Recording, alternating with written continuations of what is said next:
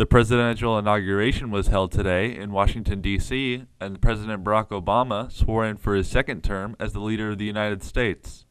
The theme for this inauguration was Faith in America's Future, marking the 150th anniversary of the Emancipation Proclamation. President Obama already swore in during a small private inauguration on Sunday in order to satisfy the U.S. Constitution's requirement that presidents be officially inaugurated on January 20th. The oath of office was administered on the steps of the U.S. Capitol, followed by the president's inaugural address. With all of the recent division in Congress, Obama made sure to speak on promoting unity in the country. Lee Byung-he, John Berge, ICN, San Francisco. Beijing has begun publishing information on the quality of its water on the website of Beijing Waterworks Group following media reports questioning the city's tap water quality. The information is to be published every quarter, according to the Beijing Water Authority. The report comes from nearly 300 sample sites in the city, taken with 42 indicators. The website has already published water information for the last quarter of 2012. The data will be published before the middle of the first month of the next quarter. Each year, a report will be compiled with all 106 indicators of water quality from the year before. Lee Byung-he, John Berge, ICN, San Francisco. Today is Martin Luther King Jr. Day, remembering the life of the famed civil rights activist and all of the work that he did for peace, equality, and justice.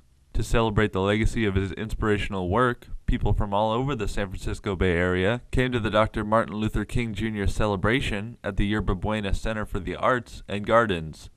The celebration began with a march that wound its way through the city before ending at the Yerba Buena Center for talks by interfaith leaders and regional politicians. This year marks the 50th anniversary of his famous I Have a Dream speech. Lee Byung-he, John Berge, ICN, San Francisco. China has built a fairly complete copyright registration system, according to the country's National Copyright Administration. Last year, over 80,000 copyrights were registered. The administration plans to enhance copyright's public service capacity this year, focusing on statistics, submission, and publishing. Intellectual property violations have been somewhat of a problem with China for some time now, but the National Copyright Administration is confident that the work they are doing will fight against it. According to China copyright law, copyright comes into being the day that a work is completed, so with the improved registration process, companies should have less to worry about in the Chinese market.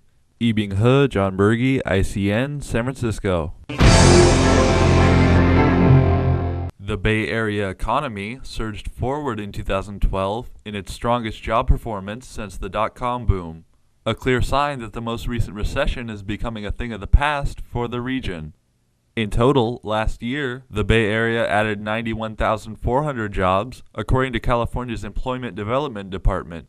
Job growth in the area expanded at a much faster pace than California and the nation as a whole. The increase to the market comes in at 2.9%. The state added 225,900 jobs in 2012, a gain of 1.9%, and the country was at 1.4%. The statewide unemployment rate remained unchanged at 9.8%. Lee Byung-he, John Berge, ICN, San Francisco.